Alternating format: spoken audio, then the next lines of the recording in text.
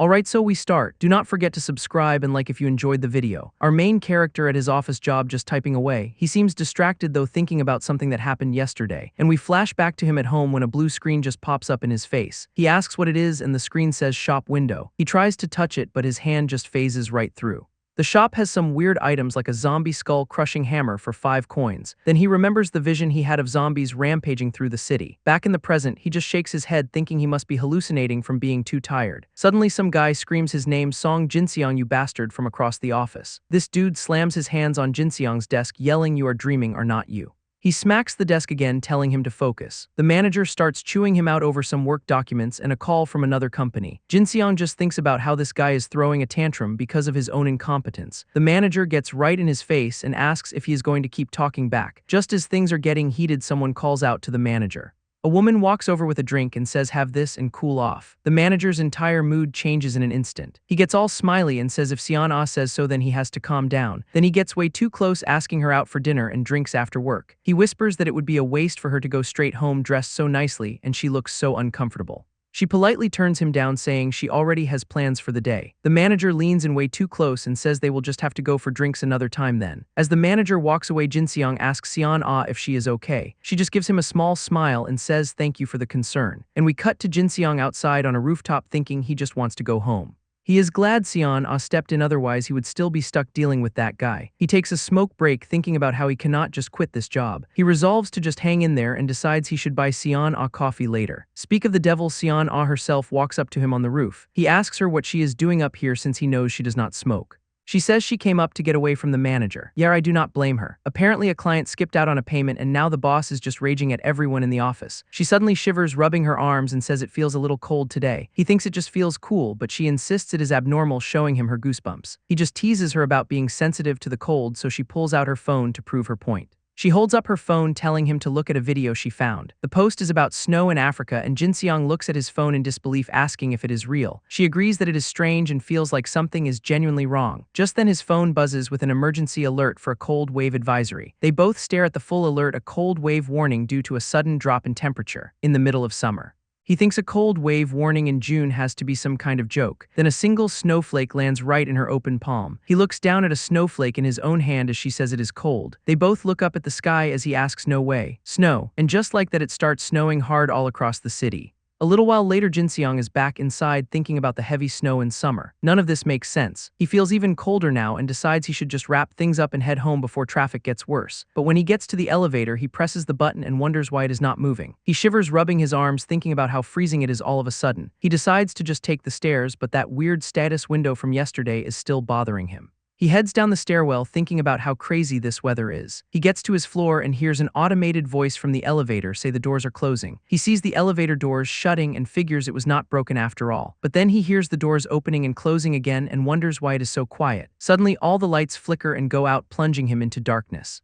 He thinks it is a blackout and decides to just head home early. He cautiously peeks through the door to the office. He looks into the dark room and hears a strange sound like metal scraping. That sound gives him the chills, but he tells himself he just needs to grab his stuff and get out of there. He pushes the door open and steps into the pitch black office. He looks around, wondering if everyone left already, feeling even more uneasy in the dark. He looks around at the desks and wonders why it is so messy all of a sudden. It looks like everyone just bolted out in a hurry. He calls out, anyone here? But there is no answer. He thinks that between the noise and this mess, he is getting a really bad feeling. He scans the dark room one more time. He slings his backpack on and decides to just hurry up and leave. But as he turns, he sees a shadow on the wall, a person, and they are moving weird. Nope, he is not sticking around for that. He quickly walks away. He stops near the conference room though. He feels like there is something in there. He takes a step forward and feels something squish under his shoe. Oh God, that is blood. He looks down and sees he stepped on an employee ID card.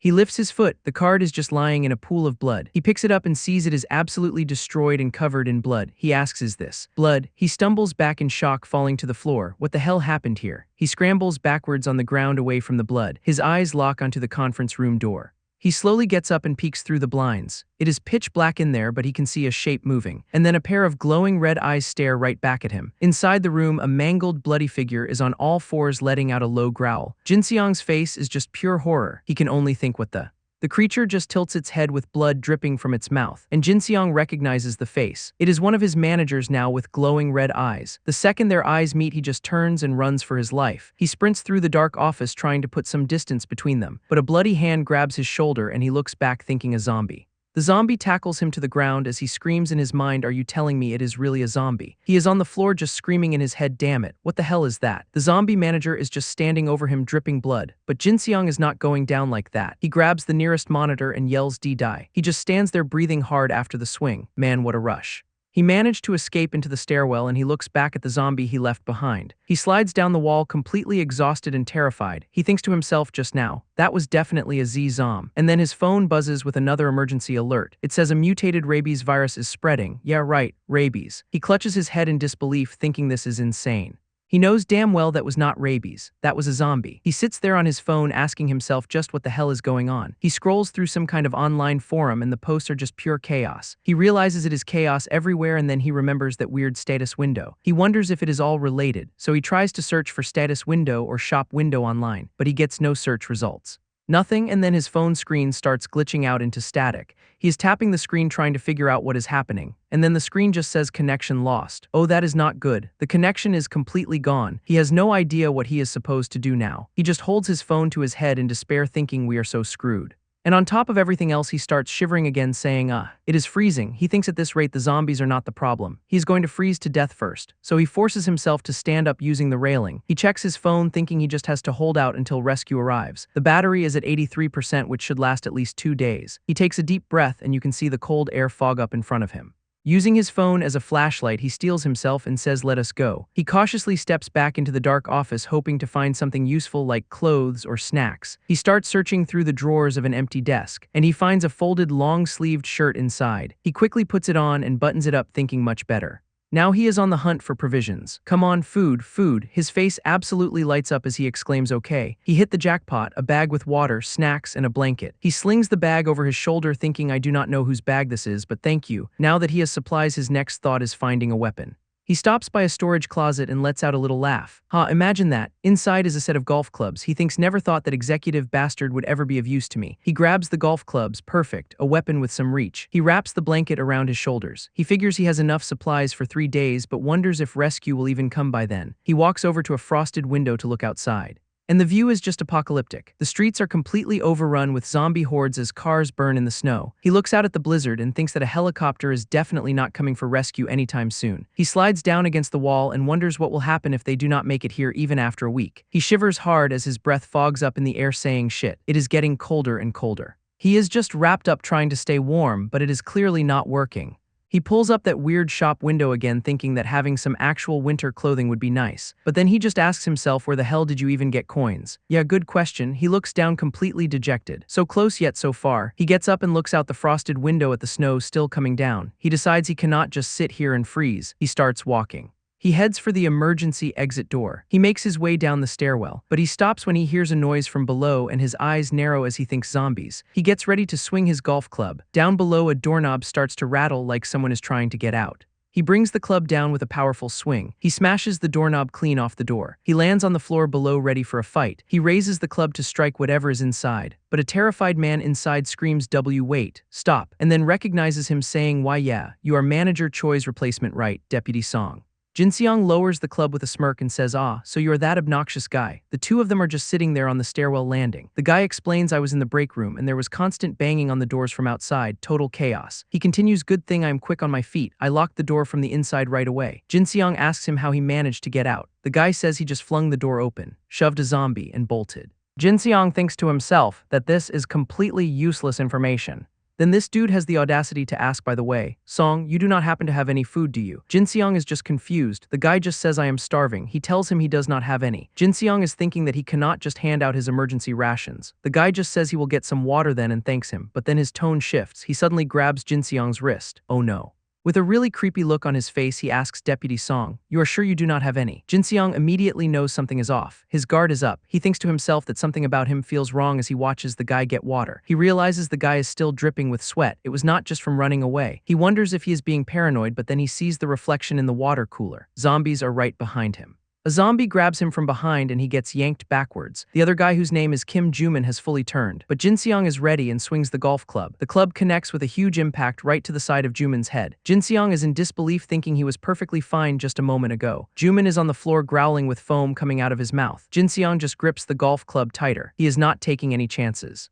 And he brings the club down with a final brutal swing. He just keeps bringing the club down over and over again. He is not taking any chances. He just keeps swinging. And one more time just to be absolutely sure. The bloody golf club finally rests on the ground next to the unmoving body. Jinseong is completely out of breath, just trying to process what he just did. And then a blue screen pops up in front of him and he thinks the status window. The screen says 1 coin and he thinks to himself, do not tell me this. Status window, and it hits him. The shop window shows canned tuna for 2 coins and winter clothes for 3. And his current coins are 1. He thinks, so you get 1 coin for killing 1 zombie. Are you kidding me? He risked his life and all he gets is a single coin. He just collapses to his knees in the middle of all this blood, completely defeated. But then he looks over at the body and he notices something. He sees the arm of the guy he just killed, Kim Juman, and there are clear bite marks on his wrist. He lets out a sigh and says, I knew it. He was already infected. Jinseong picks himself up and walks back into the main office area. He sits down and finds a pack of cigarettes, thinking that he cannot just trust appearances anymore. He finds a lighter in the bag he picked up earlier. He thinks it is a small comfort in this messed up situation. He decides he needs to start moving if he wants to find anything else. But then he hears a blood-curdling scream from outside. He jumps up from his seat completely startled.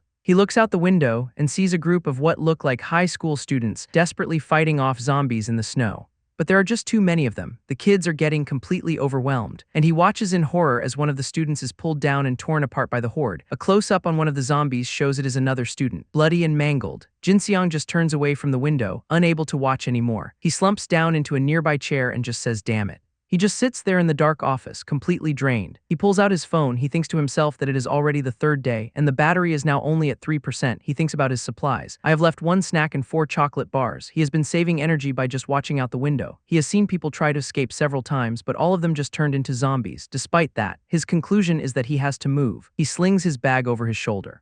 He knows that just staying here is bringing him closer to death. He plans to find reliable survivors in the building, and then he will work with them to get out. His first goal is the 6th floor. He wants to check if Kim Juman really blocked the entrance like he said. But as he gets to the door, he stops. He sees something outside the window, a bright orange light, fire. His eyes widen as he realizes what this means. No way. He immediately starts running back through the office. He sprints towards the large windows to get a better look. Outside, the city is dark and covered in snow. A close-up on his eyes shows his shock. He puts his hand to the glass and says, what? It is dark, but the lights are on. He realizes someone must have turned on the emergency generator. This confirms it. There is another survivor in this building, but he knows the lights could go out at any moment. He has to find them. He heads back to the stairwell. He figures the survivor is probably in the management office or the security room on the 1st floor. He stops on the stairs for a moment. He feels the cold and adjusts his shoe. He figures the squeaking is annoying, but it is better than attracting zombies. So he continues carefully down the stairwell. He reaches the 6th floor and slowly pushes the door open. He thinks to himself, okay, just a quick check. And he sees the entrance is completely blocked with office equipment, so that dude was telling the truth. He thinks there might be more survivors and decides to come back later. He heads down further towards the 1st floor. He gets to the lobby door thinking that with all the foot traffic this area usually gets, there are probably zombies here. He takes a deep breath and puts his hand on the doorknob. He peeks through the crack, thinking, please, let there be none. For a second, the hallway looks clear, just covered in blood, and then a zombie stumbles right into his view. Oh no, it is a whole horde of them packed into the lobby. He thinks that it is just as he expected. He quickly pulls back from the door knowing that escaping is impossible for now. He can see more zombies outside banging on the glass, and he knows that door will not hold forever. He thinks, let us move quickly. He makes his way to the management office but stops in his tracks. There is a body on the floor. He thinks that this was the guy who greeted him every morning. He crouches down and realizes the man froze to death, remembering that people with hypothermia sometimes take their clothes off before they die. He reaches down and gently closes the dead man's eyes. He stands up and thinks to himself, may he rest in peace. He pads away quietly in his socks and says, let us hurry. He approaches a door thinking that the only place left is the security room. He wonders if there is a survivor in there, but also considers they might have set traps. He decides he needs to show that he is not a zombie and not hostile. He peeks through the window and immediately sees a zombie slumped over a counter. And it is not just one, there is a whole pack of them inside. He pulls back thinking their eyesight might be bad but their hearing is sharp, so he must be careful. He takes a breath and prepares to carefully open the door. The door makes a slight creak as he pushes it open, and the moment it is open something flashes right past his face, and it is a pole being swung right at him by another survivor. Jinseong is completely caught off guard. He realizes it was the sound of the door that gave him away. The other guy looks just as terrified as he does. And of course the noise attracts a zombie from down the hall. The new guy immediately slams the door shut.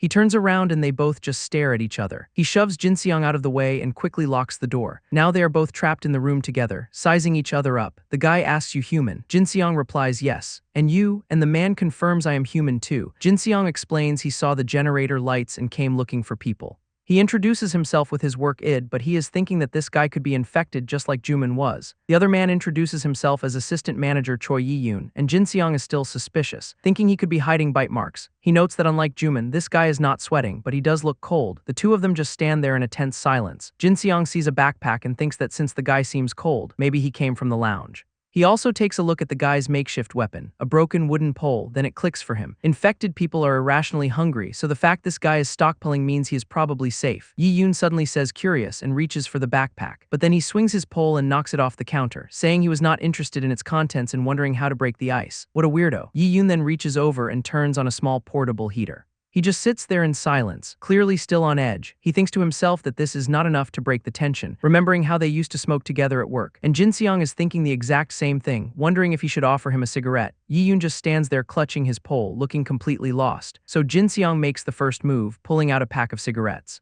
He holds it out and asks one to smoke one. Yi-yoon just stares at the pack, probably surprised. His hand tightens on his wooden pole for a second. He thinks it over, clearly still weighing his options. Finally, he gives in and says, "Sure, can I have one?" He puts his makeshift weapon down on the desk, finally relaxing. A little while later the two are chilling. Yi-yoon says few seems like we will live, and Jinseong just laughs. Jinseong agrees that it is a small comfort, but then his stomach lets out a massive grumble. Yi-yoon laughs and says he only had half a chocolate bar himself. Then he tells Jinseong to wait a moment. He looks at Jinseong's bag, thinking that amount must be from the lounge right. He opens his own backpack and pulls out 2 blocks of instant ramen. He hands one over, telling him to chew it thoroughly, and Jinseong just says, "Thank you." Our boy immediately starts crunching on the dry noodles. As he eats, he asks if Yi-yoon looted the whole second floor, and Yi-yoon says correct. "We did not need the fridge. Hold on." He just shoves the dry noodles in his mouth with a loud crunch.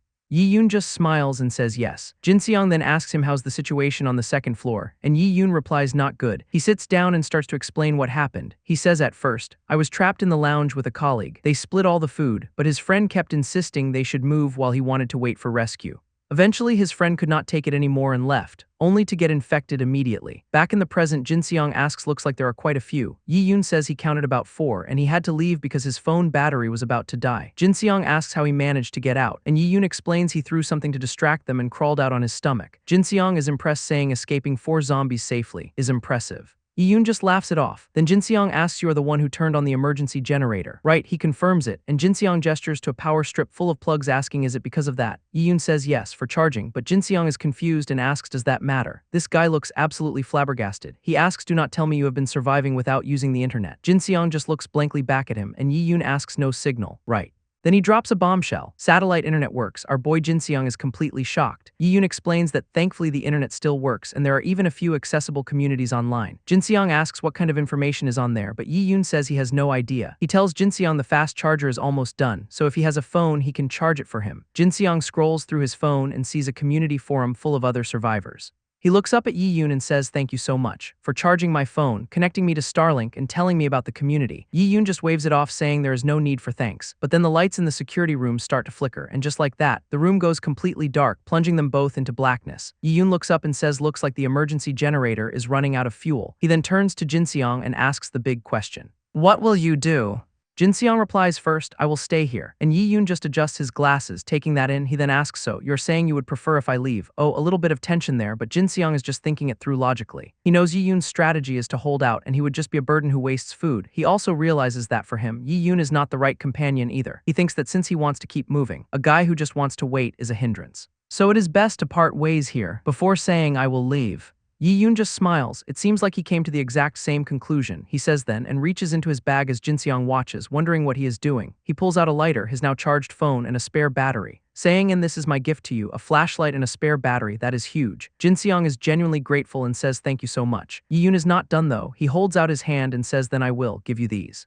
It is the rest of the cigarettes. Jinseong takes them and says thank you with his new supplies packed. Jinseong gives a slight smile and says I will be leaving now. Yi-yoon smiles back, wishing him good luck. Jinseong looks over his shoulder with a new golf club slung on his back and says let us meet again, before heading out into the darkness. He thinks to himself that he has to hurry before the power runs out completely. He slams the door just in time and sees that thankfully it is holding against the horde. He can still hear them groaning as he makes his way into the stairwell. He considers his options, thinking he could go down to the basement and escape with a company car. But he wonders if leaving the building right now is the best move. He decides to go up first and gather more information before trying to escape. So he heads up the stairs with his new gear looking determined, and just then the emergency lights flicker and die. He thinks damn, the power must have run out as he fumbles in his bag for the flashlight. He quickly pulls it out and clicks it on. Now he moves carefully up the dark stairs. He knows zombies might have moved since he was last up here, and he spots an arm hanging over the railing. He tells himself it is just a little more, but then he hears a thump from above. He freezes knowing there is something on the upper floor, and it is most likely a zombie, but he knows there is no turning back now as he grips his golf club. He steels himself and prepares to push through whatever is waiting for him.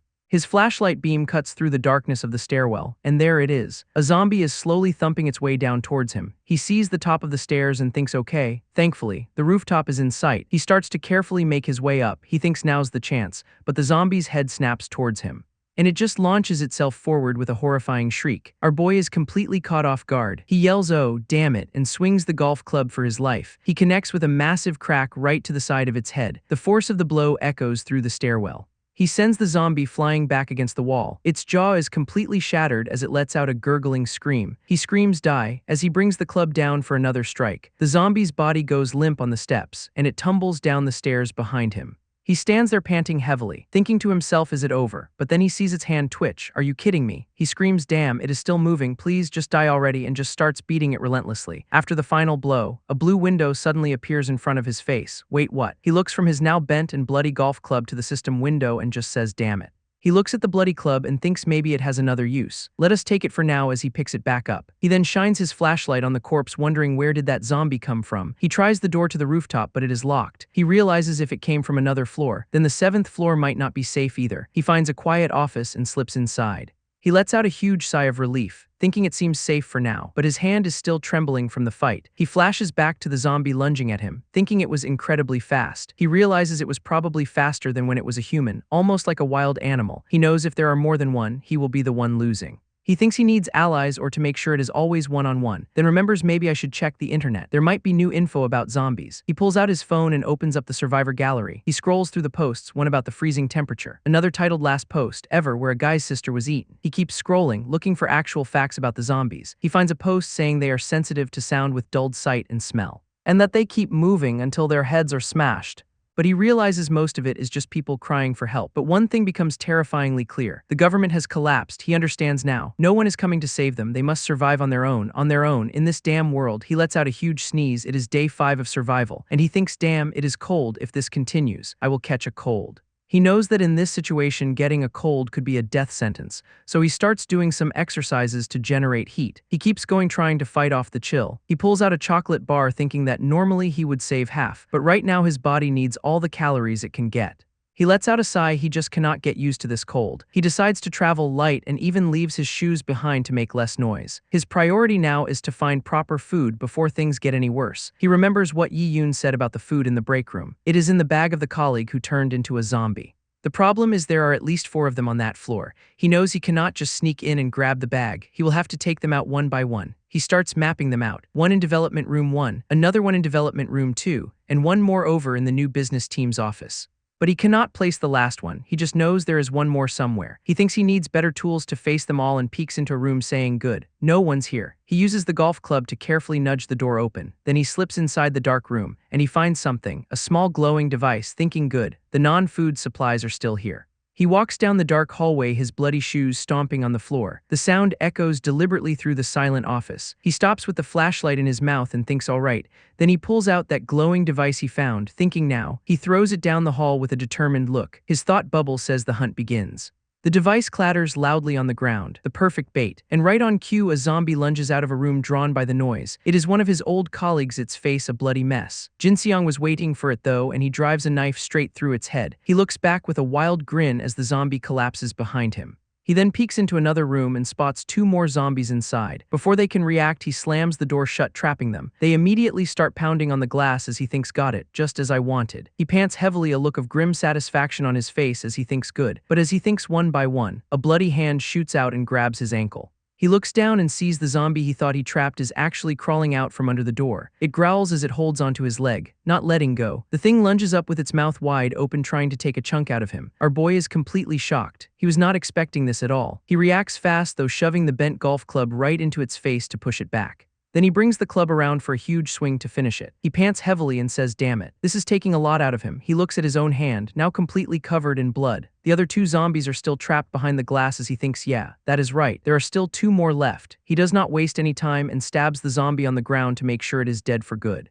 With a look of pure focus, he thinks, I have got to finish this before I attract any more zombies. So he takes the busted golf club and just hurls it at the glass door. The glass completely shatters, opening the way for the other 2. The zombies inside turn towards the sound and wait. One of them has an employee ID card. The first one starts to shamble out of the broken doorway. It steps into the hallway, looking around blankly. Then its eyes lock onto Jinseong and it lets out a horrifying scream. It immediately launches itself at him while the other one starts crawling over a desk in the background. The second zombie clumsily falls to the floor, but Jinseong is already moving, bringing his knife down on the first one that charged him. The knife plunges straight through the zombie's neck with a wet thud. A system window pops up. You have acquired 4 coins. He pants heavily, thinking, shit, I almost died. He looks at the second zombie still twitching on the floor. He thinks it is a shame, but I guess I cannot use that thing anymore, so he walks over and finishes it with a final stab to the head. He stands up and looks at the backpack full of food. He thinks, still, it has got some real heft to it, does not it? He slings the bag over his shoulder. He thinks, anyway, I do not have a weapon, so I should probably get going, but he stops. Since I am here, maybe I should search the place. He figures the others only hid in the break room, and it looks like his hunch paid off. He smirks and says, oh, this is a pretty good find. He holds up a bottle of supplements. He thinks, just from the desks in the development team 1 office. I found a power bank and even some supplements. I am in luck.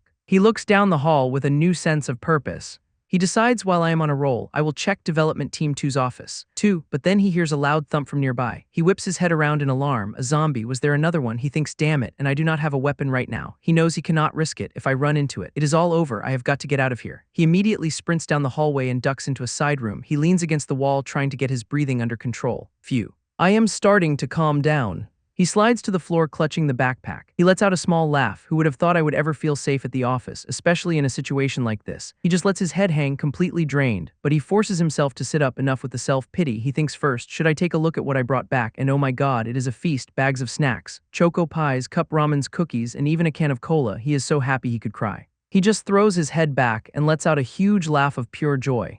He leans back with a satisfied smile, thinking this much food can last him a month if he finds water. It was worth risking his life for, but as the adrenaline from the fight starts to wear off, a new feeling takes over. He starts shivering uncontrollably. Cold, he thinks. Now that the adrenaline is gone, he is suddenly getting the chills, and his wet feet are making it even colder. He decides to wash his feet, but immediately yells, "Og, damn, it is way too cold." He cannot believe he is washing his feet with ice water, but as he is cleaning up, he notices something on his ankle, a wound. His eyes widen in absolute terror. He flashes back to the zombie that crawled under the door and grabbed him. He thinks, do not tell me I got scratched by that zombie back then. He knows he was not bit. He tries to calm himself down, grabbing his phone for answers, thinking, right, you only turn into a zombie if you are actually bit. He frantically scrolls through the survivor forums and his face just drops. He finds a post. It says, you do not turn unless you are bitten. But then it mentions someone who got scratched by a zombie's fingernail and was still fine after several days. He shouts that is right.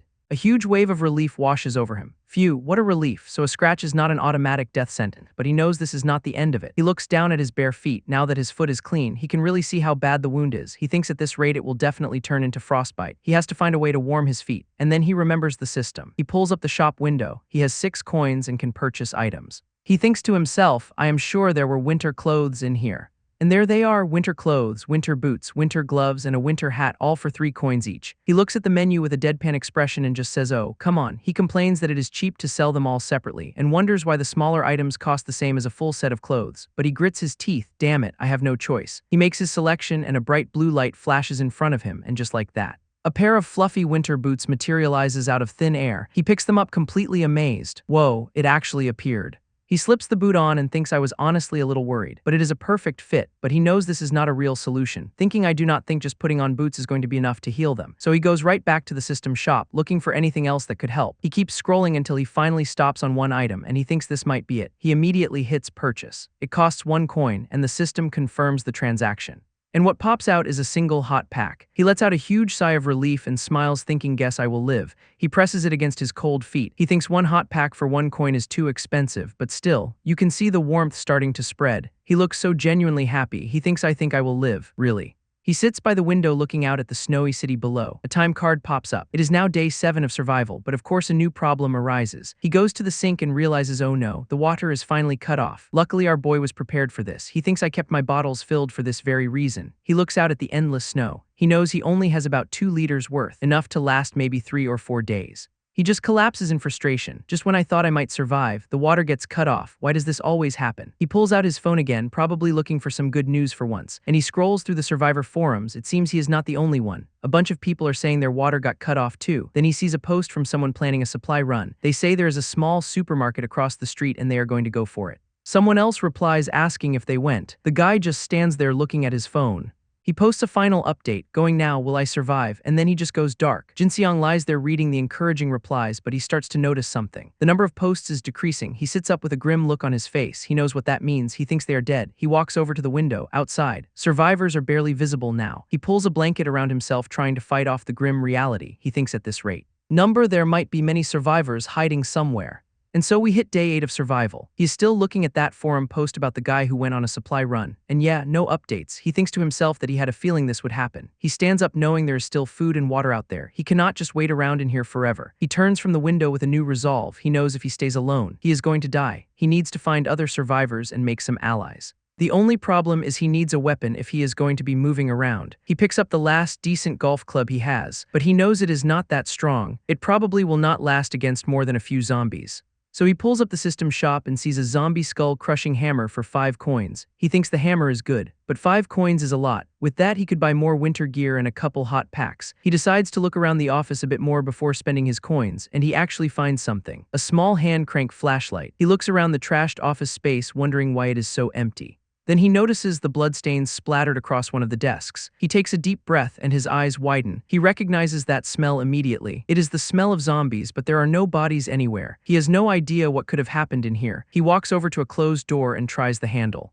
It is locked. He wonders if someone is hiding inside. He puts his ear to the door, but he cannot hear a single thing. So he takes his golf club and just smashes the doorknob clean off. He kicks the door open, ready for a fight, thinking, "I am going in." But what he sees on the other side makes him freeze in complete shock. He just stares into the room and says, "Damn, it is a complete bloodbath. The floor is just a pile of mangled zombie corpses." He thinks there must be at least 10 of them. He backs out of the room thinking, who the hell could have done this? He realizes if he can find whoever did this and make them an ally, he will not have to worry anymore. But as he looks around the ransacked office, he sighs. He thinks the other office was ransacked too, so maybe someone already cleared this place. And then it hits him. His face twists in anger as he realizes what that means.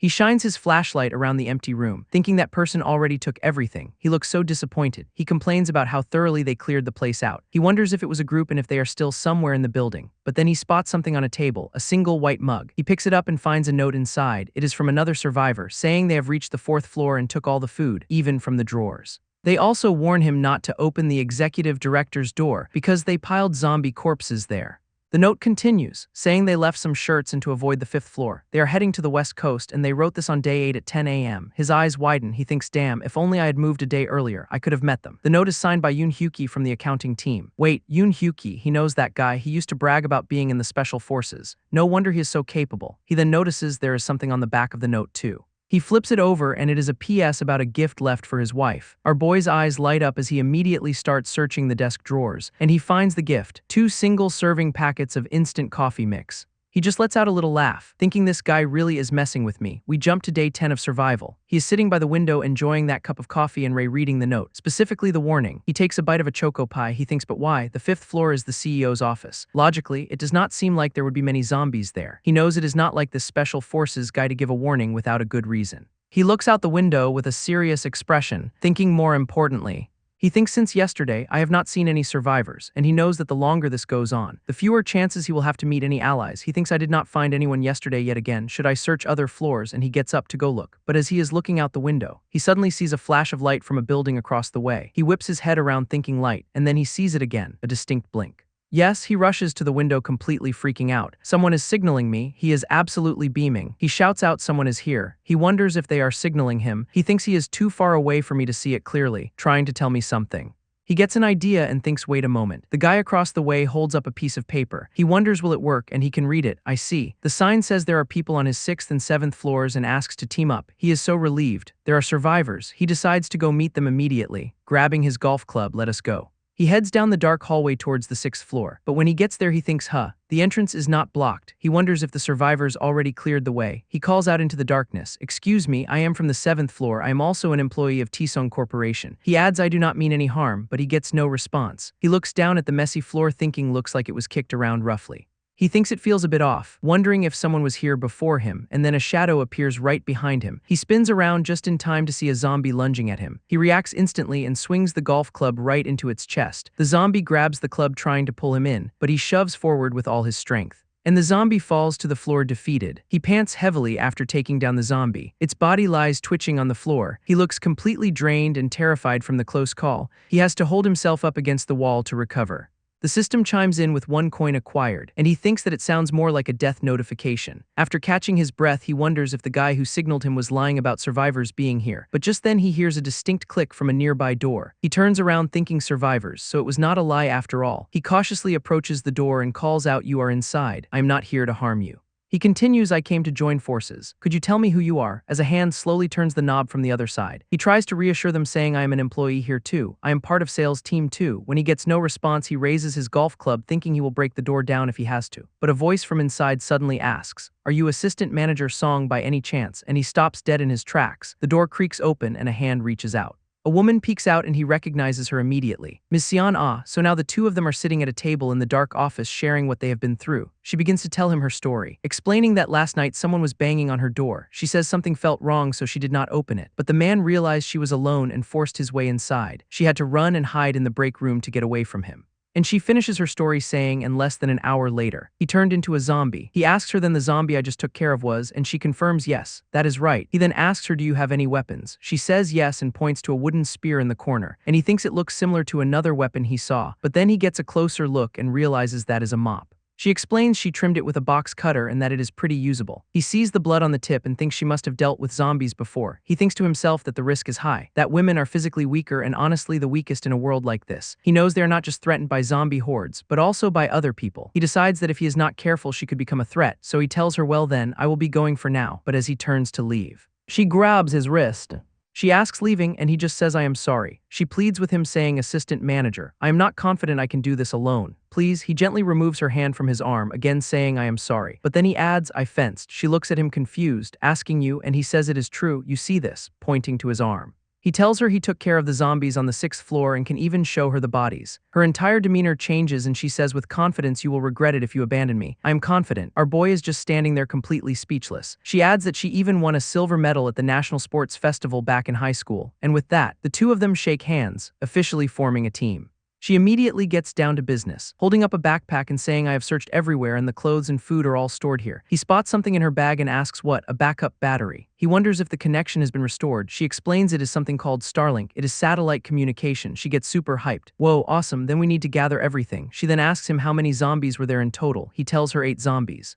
Including the one you took care of, assistant manager, that makes 9. Our boy is just thinking about that number, 8 zombies. He is definitely glad to have a teammate. In the background, she finds another one shouting, I found it, the backup battery. She says so. There were only 2 backup batteries. Shall we get going? But he stops her, saying, wait a moment. He has spotted something on the wall. He shines his light on some deep scratches and asks, what is this mark? And she just says, oh, that. She explains that the guy who broke in yesterday kept hitting the door to break it down, and she thought he was using a desk. He looks around the trashed office, thinking this looks like. He seems to be searching for whatever the guy used, and his flashlight lands on a very specific tool sitting on a table. Oh, he is so happy. He picks it up with the biggest grin. She asks that is a vernier caliper, is not it? He is practically buzzing with excitement, thinking what a solid metal tool. No matter how many times you swing it, it will stay intact. He finally has a proper weapon. He does admit, though, it is a bit short. Which is unfortunate.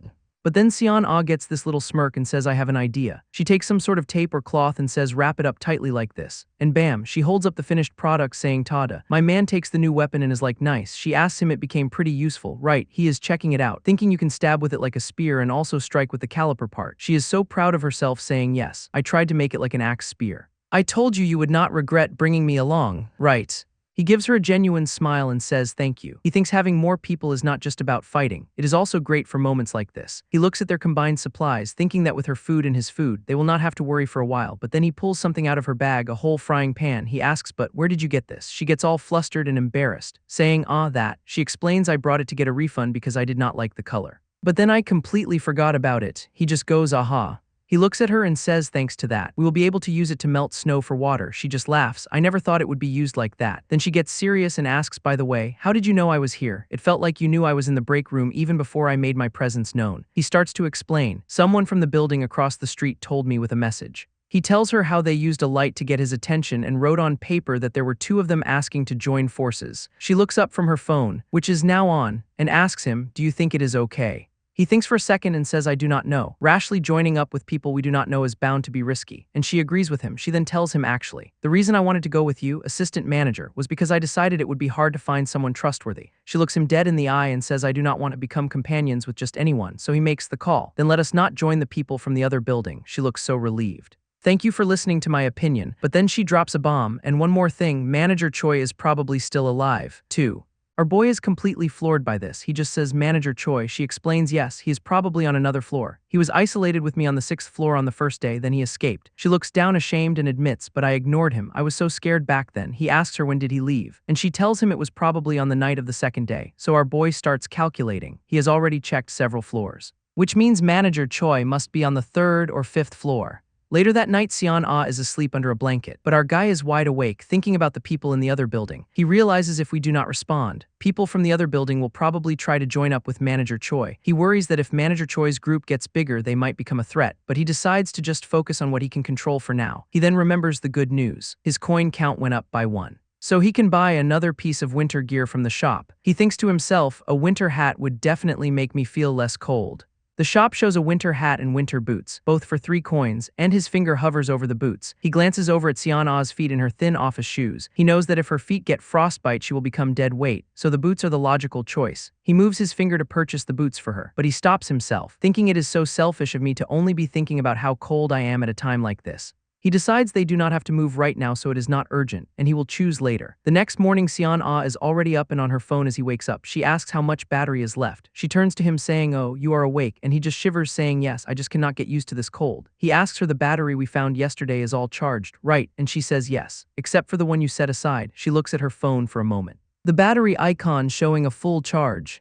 Then she calls his name assistant manager and presses the warm phone against his cold cheek. She then brings up a brilliant idea. Come to think of it, we should check the solar power generator on our roof. Have you checked by any chance? Our boy is completely taken aback. He asks her there is something like that. She nods and explains, yes. I was briefly in charge of it for a support project linked with a small to medium enterprise. She continues, we installed it on our rooftop. But a defect was found before it was officially sold, so the project was halted.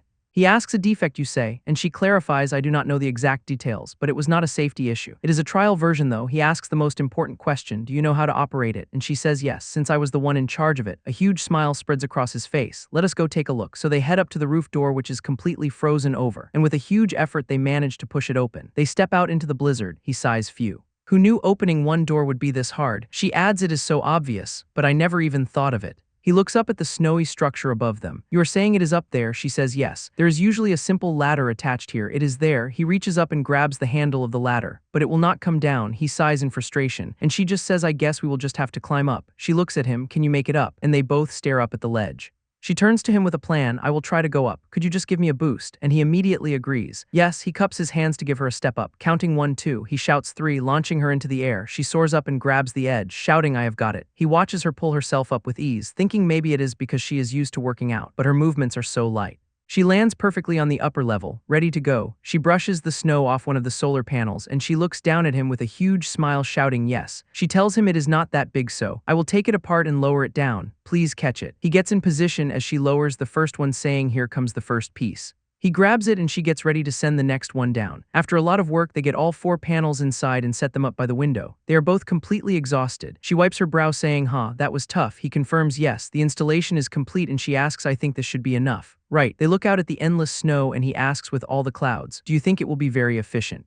She explains from what I remember. When the sun was shining brightly for half a day, it could charge a phone to about 50%. He plugs in his phone and it starts charging at 1%, so she just says let us just wait and see. The next day they check on it and their expressions say it all. It only charged to 9%. The estimated time to full charge is 12 days, a whole day for just 8%. That is brutal. He looks at the phone and just sighs only 8%. He thinks after all that effort yesterday. She says it cannot be helped since the sun is not out, and he just replies expected, but still disheartening. But then he gets an idea, but at least there is one hope now. Looking at this, I think I get it. They look out the window as he says a place to go if we leave the company. She asks him what, and he just says maybe. He turns to her and explains yes, our company's logistics warehouse. They may not have just food, but also tools for survival.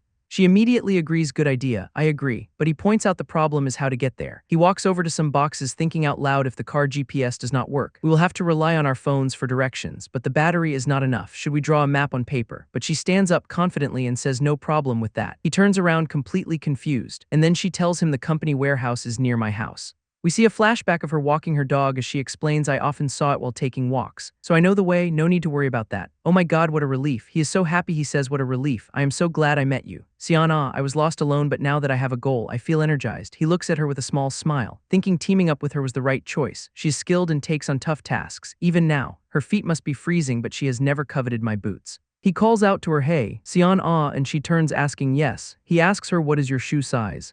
She looks a little confused, so he explains, oh, well, I remember seeing boots earlier. If they fit, I can get them for you. He is worried she will ask why he did not mention it sooner, but she is just pure happiness. She clasps her hands together and says, really, I am size 230. He just thinks to himself she is just happy. And she asks him, should I come with you? He tells her I will go alone, wait here, and just dashes out of the room, leaving her completely stunned. She tries on the boots, and they are a perfect fit. He says he is glad, and then a system window pops up out of nowhere saying party formed. The window says they are a party of 2 and any coins they get are now shared. He is thinking party. This is new. He realizes this means more members would mean more benefits. He wonders if this happened because he gave her a gift from the shop. She just thanks him with a big smile. He thinks they could add more members while she tries to get his attention. He is completely lost in thought, wondering what other features this system has. He finally snaps out of it and she asks if he is okay. He plays it off saying he is just dizzy from not eating well. He notices she seems completely unaware of the party system, so he decides to just watch for now and agrees to eat. But then we jump to day 14 of survival, and they have had no water for 3 days. My man is looking rough. He exclaims that they need to melt some snow. She immediately gets up to help, saying she will grab some papers to use as kindling. He tells her they should light it on the rooftop to be safe and that he will get a spot ready. So he heads up to the snowy roof with a box full of paper, but he knows this is super risky. A fire outside could attract raiders who are known to be violent. He did not want to get the attention of the people in the other building, but he knows they have no other choice. He flicks his lighter and sets the paper ablaze, the fire reflecting in his determined eyes. They huddle around the small fire they have managed to create, and he just warms his hands over the flames, a tiny bit of comfort in this frozen world. Siana smiles by the fire, saying, ah, this warmth, I feel alive. She sees the pot of melted snow and exclaims, oh, water. The water is finally bubbling in the pan. They both take a sip from their cups. Our boy is just in heaven, thinking it has been so long since I have had warm water. She closes her eyes, savoring the drink, thinking how warm it is. She looks up with a small smile and thinks, I think I forgot such warmth existed in this world. He tells her I am glad we did not give up, and she agrees with him. They look out over the frozen city from the rooftop as he says, let us hold on until the end. And we jump to the morning of day 15 of survival. Siana is shaking him awake, calling out assistant manager, wake up. He opens his eyes groggily and asks, yes. He sits up confused, asking what is happening. She just points out the window, saying over there. He looks over as she tells him he sent a message. He asks her what it says and she replies it seems they are coming here. She looks at him seriously and clarifies to be precise. Oh no, we see a guy in the other building holding a sign that says we will come over to join you. Our guy scrambles to his feet, asking when she saw it. She says she woke him right after she saw it and they are already moving. He thinks they must have seen the fire. He looks at her and says since we do not know them, let us not join them, thinking it might be too dangerous. But before he can even finish his thought, Siana yells out assistant manager. She shouts hey, and when he looks, the group from the other building is already crossing the snow. They are both completely shocked, he thinks already. As the group approaches their front door, he immediately tells her let us pack our things first, and she agrees as they start to run. And we get a quick look at how these guys operate, just brutally punching a zombie's lights out. Our guy realizes they are moving way faster than he expected, and they are handling the zombies systematically. He watches them from the window as they fight off the undead near a fire. He calculates that at this rate, they have 10 minutes at most, 15 minutes at the latest before they breach the building. He grabs his backpack and a makeshift weapon, asking I am done. What about you? Siana, she is still stuffing things into her bag, saying almost finished. But all the commotion outside has attracted a lot of unwanted attention. A huge horde of zombies is now converging on their location. The other survivors see the massive wave of undead and one of them screams, "Oh no, just run." Their organized assault is over. Now they are just running for their lives, shouting, "Run faster." They make a mad dash across the snow towards the only safe place around, our duo's building. The guy with the sledgehammer gets to the glass doors and winds up for a massive swing, and he completely shatters the entrance, forcing his way inside, and just like that, Sledgehammer Guy is inside with his whole crew pouring in after him. Our guy sees it all from the stairs and just says under his breath, "Damn it." He turns to check on his partner. "Siana, are you all right?" She says, "I gathered everything, but..."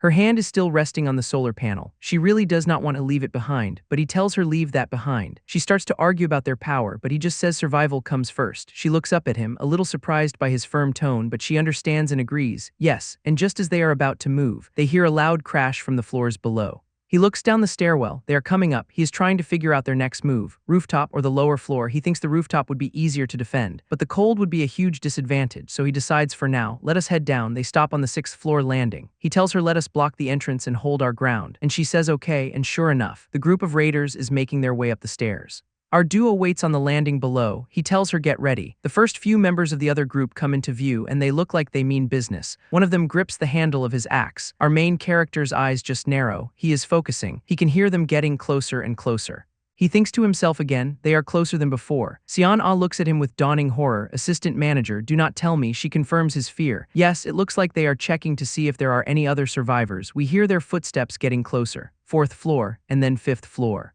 He says they will be here any moment, and they both look terrified. He just says yes, and they brace themselves for the fight, but they wait, and Siana finally asks what? Nothing. The stairwell is empty. She turns to him asking assistant manager, something feels off. Why are not they coming up? And then a massive explosion from below rocks the entire building. The floor beneath them literally shatters from the force. They are thrown to the ground. He grunts, what was that? She asks if he is okay, and he confirms he is, asking about her. She says, I am fine too. He asks could it have been some kind of explosion, and she agrees it seems likely. But he is confused, thinking but they know there are only the two of us, why bother with explosives, and then it clicks. He remembers the section chief's note about avoiding the 5th floor and realizes he must be on either the 3rd or 5th. He immediately decides let us go down and check. She looks at him shocked, asking right now. She asks if this is a good idea, but he just says yes. He tells her if my guess is correct, then probably, and pulls her by the hand to go.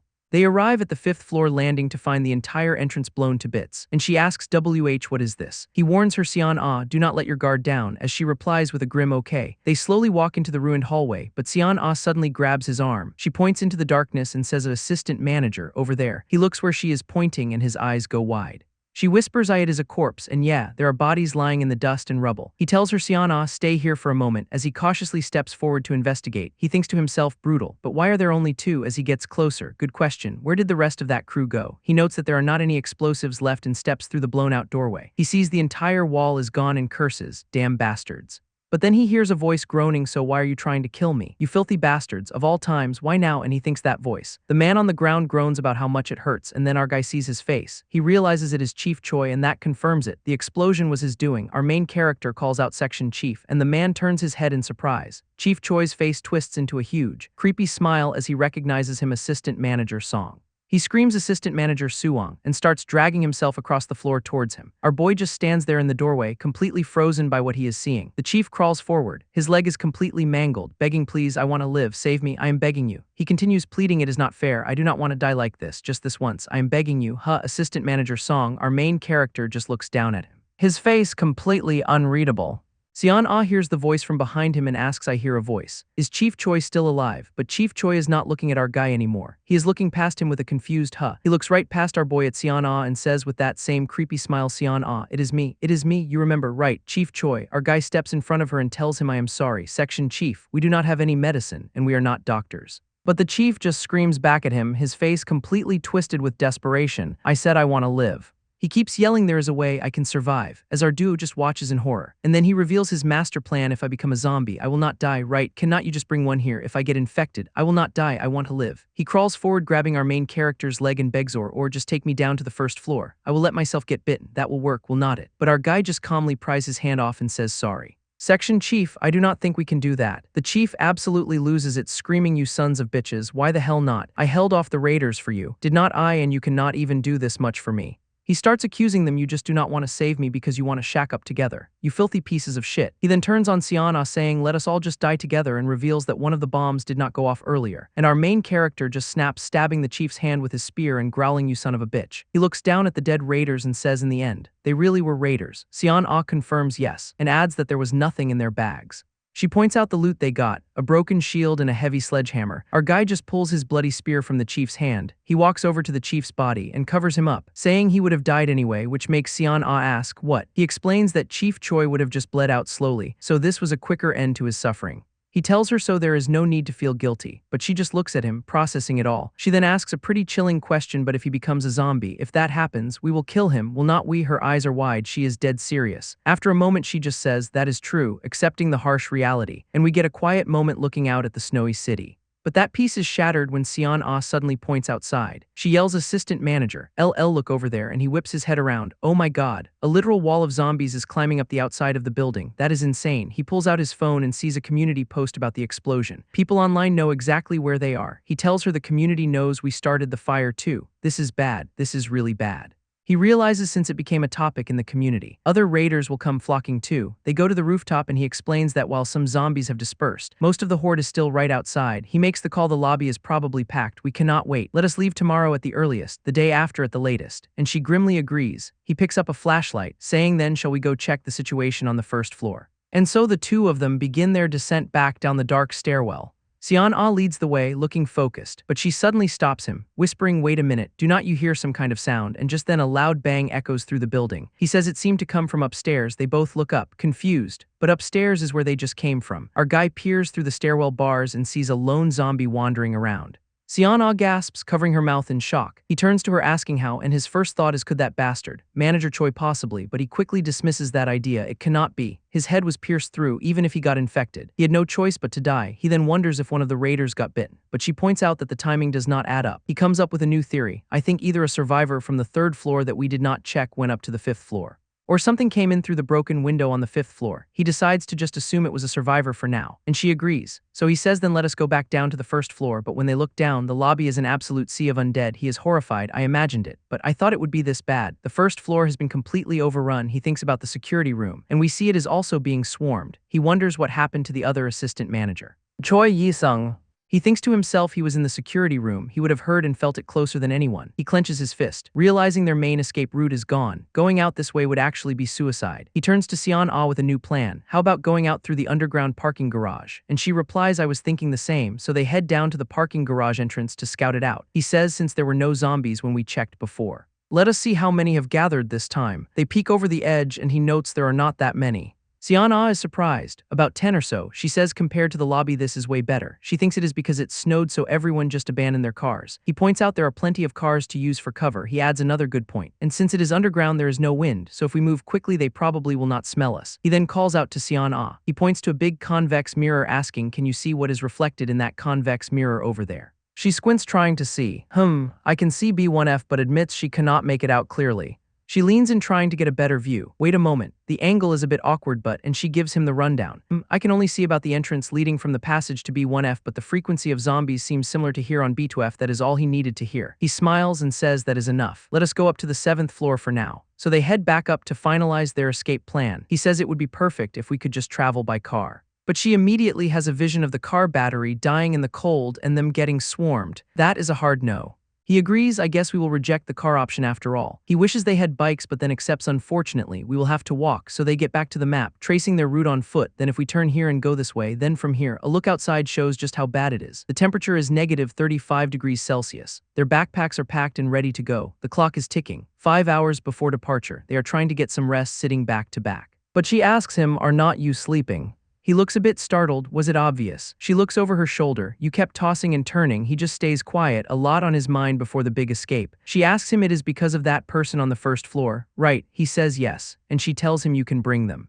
Looks over at her saying thank you, but doing that could endanger not just my life but yours too. Siana, she says I just feel bad because they seem trustworthy. And he replies that if it is someone he trusts, it is unfortunate. He then asks her directly if that person could come. Would you be okay with them joining us? Siana, and she says yes of course with her blessing. He gets up, saying then he picks up his phone. I will use my phone for a moment. Please understand if it is bright. She just gives him a warm smile and says of course. And so he types out a message to assistant manager Choi Yisung, telling him to meet at the first floor emergency exit by 6 a.m. The next morning at 5:40 a.m. They are all geared up and ready to go. He checks the comments on his post, but there are only 2. He seems a little let down, no comments, but decides still, they might be waiting at the location, let us go. They head down the stairwell to the first floor, spears at the ready. They reach the emergency exit door, but he sees no one is here. Siana points out it has only been 3 minutes since the appointment time. Shall we wait a little longer? So they wait by the door, looking out into the cold morning. A look at his phone shows the time is now 6:05 a.m. He thinks to himself they did not come after all. Nothing we can do. They step out into the parking garage and Siana asks that one over there was not there before. Right, a lone zombie shuffles nearby and he says yeah, I will have to take it out. Let us go with plan A, but she stops him, reminding him just like the community said, they keep circling the same spots. He adds some of them are just standing still too, as they begin to sneak past. They crouch down and move quietly behind a black car for cover. The 2 of them peek over the hood of the car, looking focused. Our guy slowly rises from his hiding spot, spear held at the ready. His boot makes a slight crunching sound as he steps forward, and just like that, the zombie's head whips around towards the sound. It turns its whole body and starts walking towards him. We get a nasty close-up of its mangled face. It lets out a piercing shriek key and charges right at him. He counters by smashing the butt of his spear right into its face. Siana then comes in for the finishing blow, and a notification pops up a party member has mined a coin. The system message continues the coin is now bound to the party leader. You have gained 1 coin. He gives her a little thumbs up, and she smiles back at him, proud of their teamwork with the zombie taken care of. They continue making their way through the garage. They finally reach the ramp that leads up to the outside world. Stepping out into the snow, he exclaims, yeah, it is freezing. I expected it to be cold, but not like this. He says if we sleep out here, we might freeze to death. Let us move, and sets their first destination first. To Chingyecheon, Siana adds right, zombies cannot go up or down stairs as they begin their journey through the desolate city. They carefully navigate the snowy streets, keeping their distance from the shambling undead. She whispers we are moving way slower than I thought, but he tells her it cannot be helped. It is better than getting spotted and fighting. Finally, they reach a point where they can see their destination. She exclaims, I see it, Chingyecheon. He quickly cautions her, let us be careful. A ton of zombies are swarming near the police station. And she replies, got it. They look down at the entrance to the walkway. He calculates the distance 30 meters ahead. They start moving again, closing the gap to just 17 meters, he says there. He thinks to himself, good, just like this. But then his expression shifts as he notices a change in the air. It is starting to snow again. He says, snow, damn it. And then it gets worse. He feels the wind picking up and realizes means our scent will. He looks over in horror. Crap, it is blowing toward the police station. And the zombies over there start to stir. They are catching their scent as one of the zombies lifts its head and sniffs the air, and just like that, the entire pack of zombies turns and starts charging directly at them. Siana panics, asking what do we do, as our guy looks back at the incoming threat. He thinks about their original plan if we go down to Chingyecheon. He finishes the thought grimly. We are dead. He explains that while they cannot walk downstairs, that does not mean they cannot come down. He knows they will probably tumble down somehow. That will make noise, and more zombies will swarm in, so he yells out a new plan: we need to get inside a building. But as they run, he thinks, but where? Knowing that open entrances are already taken by zombies, they are completely trapped. He knows breaking into a closed building will just make noise and draw even more of them in. Siana turns around with a determined look on her face and shouts, we have to do something. He glances over his shoulder and yells left, and she looks over, totally confused. She sees what he is pointing at and asks the bus on the left. As they make a mad dash for it, they get to the door and he pulls with all his strength, but it is stuck. He says it is no use. As they both struggle with the door, he peeks through the driver's side window and his eyes lock onto something. He yells, wait, there is a key in the ignition, a key. Without hesitating, he grips his spear tightly, and he smashes the glass window, shattering it completely. Siana quickly climbs through the broken window as he urges her to move. He glances back at the horde closing in fast. Yelling Song, hurry, he gets in right behind her and immediately uses his spear to try and block the door. But the sheer number of zombies pushing against it is immense. He strains, yelling the door. He thinks, damn it, at this rate the zombies will get in. As the horde completely surrounds the bus, he grits his teeth. No good, the door is starting to give way. He knows he cannot hold it for long, thinking once it opens, we are done, they have to block the entrance. Siana looks around frantically, trying to find something to help. She grabs onto one of the bus poles, shouting please, but then they hear a terrible sound as the bus wheel spins uselessly in the deep snow. Their faces drop in horror, the bus is stuck. He can only say damn it. And just as they realize they are stuck, the glass on the door starts to crack under the pressure. She screams they are coming. As he looks on in horror thinking, damn it, why now? A zombie shoves its face through the broken glass, screaming right at them as he yells please. He roars get out of here, and smashes the butt of his spear into the zombie's face. Then he flips the spear around and drives the sharp end right through its head. But even after taking one down, the sheer force of the horde is too much, and they both struggle to hold the line.